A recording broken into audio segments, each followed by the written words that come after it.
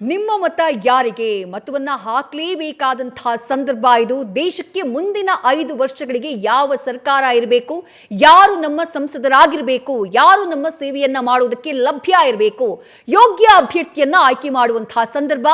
ಸಾಕಷ್ಟು ಸಂಖ್ಯೆಯಲ್ಲಿ ಮತದಾರರು ಮತಗಟ್ಟೆಯತ್ತ ಮುಖ ಮಾಡಿದ್ದಾರೆ, ತಮ್ಮ ಹಕ್ಕನ್ನ ಚಲಾಯಿಸುತ್ತಿದ್ದಾರೆ. ಗಮನಿಸ್ತಾ ಇದ್ದೀರಿ, ಡಿ.ಕೆ. ಸುರೇಶ್ ಅವರು ಮತದಾನ ಪ್ರಕ್ರಿಯೆಗೂ ಮುನ್ನ ಅವರು ದೇಗುಲಕ್ಕೆ ಭೇಟಿಯನ್ನ ಕೊಟ್ಟು ದೇವರ ಆಶೀರ್ವಾದವನ್ನ ಪಡೆದಿದ್ದಾರೆ. ಸದಾಶಿವನಗರದ ಈಶ್ವರ ದೇವಾಲಯದಲ್ಲಿ ವಿಶೇಷ ಪೂಜೆಯನ್ನ ಸಲ್ಲಿಸಿದ್ದಾರೆ. ಡಿ.ಕೆ. ಸುರೇಶ್ ಅವರು ಬೆಂಗಳೂರು ಗ್ರಾಮಾಂತರ ಲೋಕಸಭಾ ಕ್ಷೇತ್ರದ ಕಾಂಗ್ರೆಸ್ ಅಭ್ಯರ್ಥಿ, ಹಾಲಿ ಸಂಸದರು ಕೂಡ ಹೌದು. ಅದಾದಂತಹ ನಂತರದಲ್ಲಿ ಕನಕಪುರದ ದೊಡ್ಡಾಲಹಳ್ಳಿಗೆ ಹೋಗಿ ಅಲ್ಲಿ ಪೂಜೆಯನ್ನ ಸಲ್ಲಿಸುವವರಿದ್ದಾರೆ, ಅಲ್ಲಿಗೆ ಹೋಗುವವರಿದ್ದಾರೆ. ಅದಕ್ಕೂ ಮೊದಲು ಸದಾಶಿವನಗರದಲ್ಲಿ ಪೂಜೆಯನ್ನ ಸಲ್ಲಿಸಿ ದೇವರ ಆಶೀರ್ವಾದವನ್ನ ಪಡೆದಿದ್ದಾರೆ. ಈ ಸಂದರ್ಭದಲ್ಲಿ ಚಿಕ್ಕಪ್ಪ ಡಿ.ಕೆ. ಸುರೇಶ್ಗೆ ಡಿಸಿಎಂ ಡಿ.ಕೆ. ಶಿವಕುಮಾರ್ ಅವರ ಪುತ್ರ ಆಕಾಶ್ ಸಾಥನ್ನ ನೀಡಿದ್ದಾರೆ. ಆ ದೃಶ್ಯಗಳನ್ನ ನೀವು ನೋಡ್ತಾ ಇದ್ದೀರಿ. ಕನ್ನಡದ ಶಾಲನ್ನ ಧರಿಸಿಕೊಂಡು ಸದ್ಯ ಕನಕಪುರದತ್ತ ಡಿ.ಕೆ. ಸುರೇಶ್ ಹೊರಟಿದ್ದಾರೆ. ಬಟ್ ಮಧ್ಯಾಹ್ನ 12 ಗಂಟೆಯ ನಂತರ ಅವರು ತಮ್ಮ ಹಕ್ಕನ್ನ ಚಲಾಯಿಸ್ತಾರೆ ಅನ್ನುವಂಥ ಮಾಹಿತಿ. ರಾಹು ಕಾಲದ ಬಳಿಕ ಮತದಾನವನ್ನ ಮಾಡ್ತಾರಂತೆ ಡಿ.ಕೆ. ಬ್ರದರ್ಸ್, ಡಿ.ಕೆ. ಶಿವಕುಮಾರ್ ಹಾಗೆ ಡಿ.ಕೆ. ಸುರೇಶ್. ಬೆಂಗಳೂರು ಗ್ರಾಮಾಂತರ ಲೋಕಸಭಾ ಕ್ಷೇತ್ರದ ಕಾಂಗ್ರೆಸ್ನ ಅಭ್ಯರ್ಥಿ. ಕನಕಪುರದ ದೊಡ್ಡಾಲಹಳ್ಳಿಯಲ್ಲಿ ಅವರಿಬ್ಬರೂ ಕೂಡ ತಮ್ಮ ಹಕ್ಕನ್ನ ಚಲಾಯಿಸುವವರಿದ್ದಾರೆ.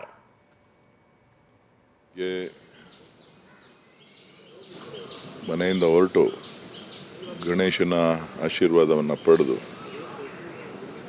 ಈಶ್ವರನ ದೇವಸ್ಥಾನದಲ್ಲಿ ಪೂಜೆ ಸಲ್ಲಿಸಿ ಮತಗಟ್ಟೆಗಳಿಗೆ ಭೇಟಿ ಕೊಟ್ಟು ನಂತರ ಸುಮಾರು 12 ಗಂಟೆ 1 ಗಂಟೆ ಆಗುತ್ತೆ ಅಂತ ಕಾಣಿಸುತ್ತೆ. ನಾನು ನನ್ನ ಸ್ವಂತ ಊರು ದೊಡ್ಡಾಲಹಳ್ಳಿಗೆ ಭೇಟಿ ಕೊಟ್ಟು ಅಲ್ಲಿ ನಾನು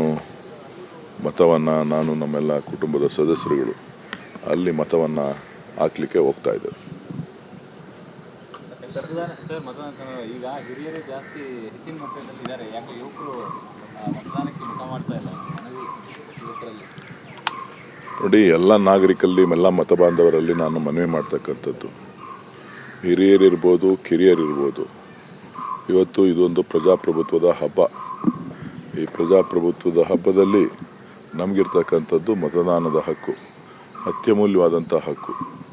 ಈ ಹಕ್ಕನ್ನು ಇವತ್ತು ಚಲಾವಣೆ ಮಾಡಿ ನಮ್ಮ ನಾಯಕರನ್ನು, ನಮ್ಮ ಜನಪ್ರತಿನಿಧಿಯನ್ನು ಮುಂದಿನ ದಿನಗಳಲ್ಲಿ ನಿಮ್ಮ ಈ ದೇಶದ ಒಂದು ಒಳ್ಳೆಯದನ್ನು ಮಾಡಲಿಕ್ಕೆ, ಈ ದೇಶವನ್ನು ಅಭಿವೃದ್ಧಿ ಮಾಡಲಿಕ್ಕೆ, ಈ ದೇಶದ ಅವಶ್ಯಕತೆಗಳನ್ನು ಪೂರೈಸಲಿಕ್ಕೆ ಒಂದಷ್ಟು ಕಾನೂನು ನಿಯಮಗಳು ಮತ್ತು ಇವೆಲ್ಲವನ್ನು ಕೂಡ ಮಾಡಲಿಕ್ಕೆ ಇದೊಂದು ಸಂಸತ್ ಬಹಳ ಅತಿ ಪ್ರಮುಖವಾದಂಥ ಪ್ರಜಾತಂತ್ರ ವ್ಯವಸ್ಥೆಯ ದೊಡ್ಡ ದೇಗುಲ. ಆ ದೇಗುಲಕ್ಕೆ ಇವತ್ತು ಚುನಾವಣೆ ನಡೀತಾ ಇದೆ. ಆ ದೇಗುಲದ ಚುನಾವಣೆಗೆ ತಾವೆಲ್ಲರೂ ಕೂಡ ಬಂದು ಮತದಾನದಲ್ಲಿ ಪಾಲ್ಗೊಂಡು ಈ ಮತದಾನದ ಪ್ರಕ್ರಿಯೆಯಲ್ಲಿ ಯಶಸ್ವಿ ಮಾಡಿ ಅಂಥೇಳಿ ತಮ್ಮಲ್ಲಿ ನಾನು ಮನವಿಯನ್ನು ಮಾಡ್ತಾ ಇದ್ದೇನೆ. ನೋಡಿ, ನಾನು ಬೆಳಗಿನ ಜಾವ 4 ಗಂಟೆವರೆಗೂ ಎಲ್ಲ ಕಾರ್ಯಕರ್ತರು ಕ್ಷೇತ್ರದ ಮತದಾರರನ್ನ ಭೇಟಿ ಮಾಡಿ ಬಂದಿದ್ದೇನೆ. ಒಳ್ಳೆಯ ವಾತಾವರಣ ಇದೆ, ಜನ ಕಾರ್ಯಕರ್ತರು ಭಾಳ ಹುಮ್ಮಸ್ಸಿಂದ ಇದ್ದಾರೆ. ಸೊ ಹಾಗಾಗಿ ನನಗೆ ಆತ್ಮವಿಶ್ವಾಸ ಇದೆ. ನಾನು ಈ ಚುನಾವಣೆಯಲ್ಲಿ ಕಳೆದ 3 ಚುನಾವಣೆಗಳಿಗಿಂತ ಅತಿ ಹೆಚ್ಚಿನ ಮತವನ್ನು ಆಶೀರ್ವಾದವನ್ನು ಮಾಡ್ತಾರೆ ಜನ ಅಂಥೇಳಿ ನನಗೆ ಒಂದು ನಂಬಿಕೆ ಇದೆ.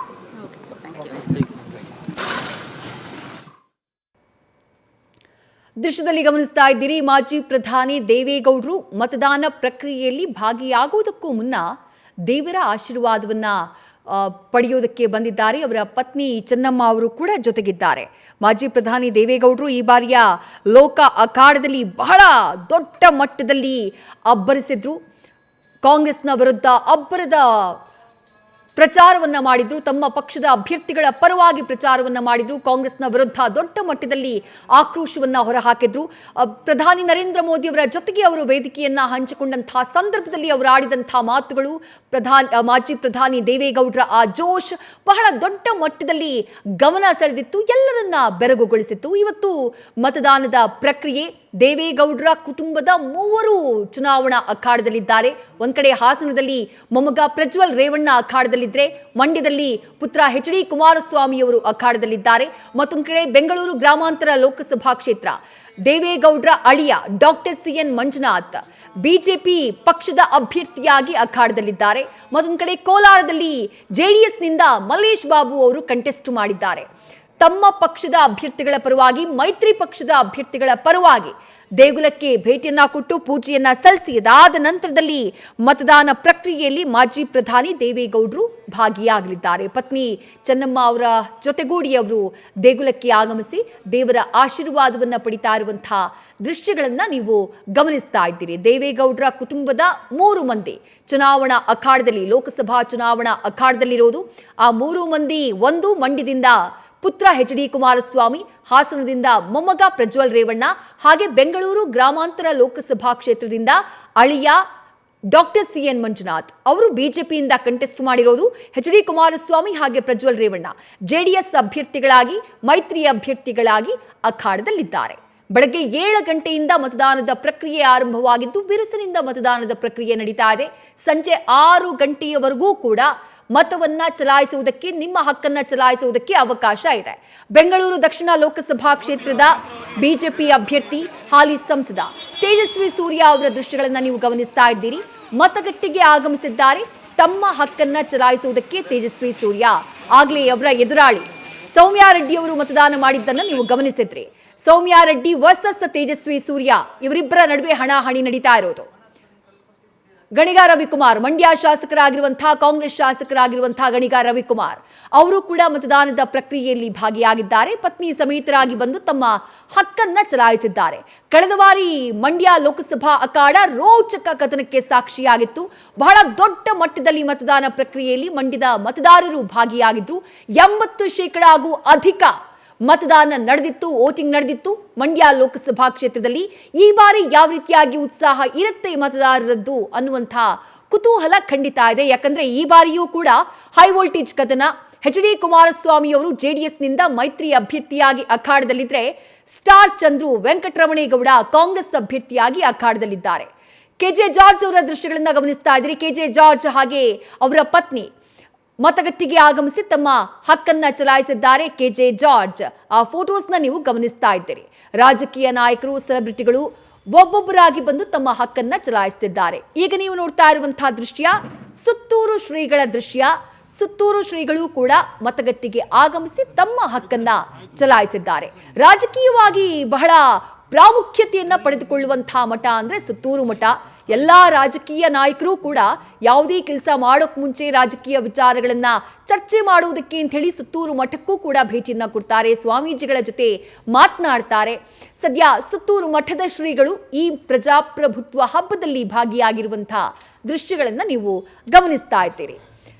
ಇರ್ರೆಸ್ಪೆಕ್ಟಿವ್ ಆಫ್ ಅವರ ಕೆಲಸಗಳು, ಅವರ ಹುದ್ದೆ, ಅವರ ಜವಾಬ್ದಾರಿ ಅದೆಲ್ಲವನ್ನ ಹೊರತುಪಡಿಸಿ ಎಲ್ಲರೂ ಕೂಡ ಭಾರತದ ನಾಗರಿಕರಾಗಿ ಮತದಾನದ ಪ್ರಕ್ರಿಯೆಯಲ್ಲಿ ಭಾಗಿಯಾಗಿದ್ದಾರೆ. ಮಾಜಿ ಸಚಿವ, ಮಾಜಿ ಶಾಸಕ SA ರಾಮದಾಸ್ ಅವರು ಕೂಡ ಮತಗಟ್ಟೆಗೆ ಆಗಮಿಸಿ ತಮ್ಮ ಹಕ್ಕನ್ನ ಚಲಾಯಿಸುತ್ತಿದ್ದಾರೆ. ಆ ದೃಶ್ಯಗಳನ್ನ ನ್ಯೂಸ್ ಫಸ್ಟ್ ಸ್ಕ್ರೀನ್ನಲ್ಲಿ ಗಮನಿಸ್ತಾ ಇದ್ದೀರಿ. ಮೂಮೆಂಟ್ ಇರುತ್ತೆ, ದಯವಿಟ್ಟು ಬಂದು ವೋಟ್ ಹಾಕಿ. ನಿಮ್ಮ ಬದಲಾವಣೆಗೆ ನೀವೇ ಕಾರಣ ಆಗಬೇಕು. ಏನು ನಿರೀಕ್ಷೆ ಮಾಡ್ಬೋದು ರಂಗಣ್ಣ? ಅಂದರೆ ಸರ್ಕಾರ ಯಾವ ರೀತಿಯ ಒಂದು ಆಡಳಿತ ನೀವು ನಿರೀಕ್ಷೆ ಮಾಡ್ಬೋದು ಅಂತ ಈ ಮತದಾನ ಆದಮೇಲೆ? ನಮ್ಮದು ಯಾವಾಗಲೂ ದೇವರಲ್ಲಿ ಪ್ರಾರ್ಥನೆ, ಯಾರೇ ಬಂದರೂ ಬಡತನ ನಿರ್ಮೂಲನೆ ಮಾಡಿ ದೇಶನ ಡೆವಲಪ್ಮೆಂಟ್ ಹೇಗೆ ಮಾಡಬೇಕು ನೋಡಿ. ಆಮೇಲೆ ಎಜುಕೇಷನ್ನ ಚೆನ್ನಾಗಿ ಸ್ಪ್ರೆಡ್ ಮಾಡಿ. ಎಜುಕೇಷನ್ ಪ್ರತಿಯೊಬ್ಬರ ಹಕ್ಕಾಗಬೇಕು. ಲಿಟ್ರೇ ಎಲ್ಲರೂ ಎಜುಕೇಷನ್ ಕೊಡಬೇಕು. ಆವಾಗ ನಮ್ಮದು ಬೇರೆ ಎಲ್ಲ ಸರಿ ಹೋಗುತ್ತೆ ಅಂತ. ಎಜುಕೇಷನ್ ಸರಿ ಆಗಬೇಕು. ಆಮೇಲೆ ಒಂದು ಬದಲಾವಣೆ ತರಬೇಕು, ದೇಶದಲ್ಲಿ ಮುಂದಕ್ಕೆ ತೊಗೊಂಡೋಗ್ಬೇಕು. ಎಕನಾಮಿಕಲಿ ನಮ್ಮ ದೇಶನ ಮುಂದಕ್ಕೆ ತೊಗೊಳಕ್ಕೆ ಒಬ್ಬರು ಪ್ರಯತ್ನ ಪಡಬೇಕು. ಈ ವೋಟಿಂಗ್ ಡೇ ಅಂದಾಗ ಒಂದು ನೆನಪು ಏನಾದರೂ ಮೆಲುಕು ಹಾಕ್ಬೋದಾ ರಂಗಣ್ಣ? ಅಪ್ಪಾಜಿಯವರ ಟೈಮಿಂದ ಈಗ ಫ್ಯಾಮಿಲಿ ಸಮೇತ ಬರ್ತಾರೆ, ಒಂದು ಮೆಲುಕು ಹಾಕ್ಬೋದು ಏನಾದರೂ ವೋಟಿಂಗ್? ಅದೇ ನಾವು ಅಪ್ಪಾಜಿ ಅಮ್ಮ ಬೆಳಿಗ್ಗೆ ಹೇಳ್ಬಿಡೋರು, ಅಪ್ಪಾಜಿ ಎಲ್ಲರೂ ಹೋಗ್ಬೇಕು ಬಂದ್ಬಿಡಿಕಂತ ನಮ್ಮ ಅಮ್ಮನಿಗೂ ಹೇಳ್ಕೊಂಡು ಕರ್ಕೊಂಬರೋರು. ಶಿವಣ್ಣ, ನಾನು, ಅಪ್ಪು, ಅಪ್ಪಾಜಿ, ಅಮ್ಮ ಎಲ್ಲರೂ ಒಟ್ಟಿಗೆ ಬಂದು ಹಾಕ್ತಿದ್ವಿ. ಕ್ರಮೇಣ ಒಬ್ಬೊಬ್ಬರ ಕಮ್ಮಿ ಆಗಿಬಿಟ್ರು. ಆಮೇಲೆ ಲಾಸ್ಟಲ್ಲಿ ಅಮ್ಮನ ಕರ್ಕೊಂಡು ನಾನು ಅಪ್ಪು ಬರ್ತಿದ್ವಿ. ಆಮೇಲೆ ಅಮ್ಮ ಹೊರಟೋದ್ರು, ಅಪ್ಪು ಕರ್ಕೊಂಬರ್ತಿದ್ವಿ. ಆಮೇಲೆ ಅಪ್ಪು ಹೊರಟೋದ್ರು.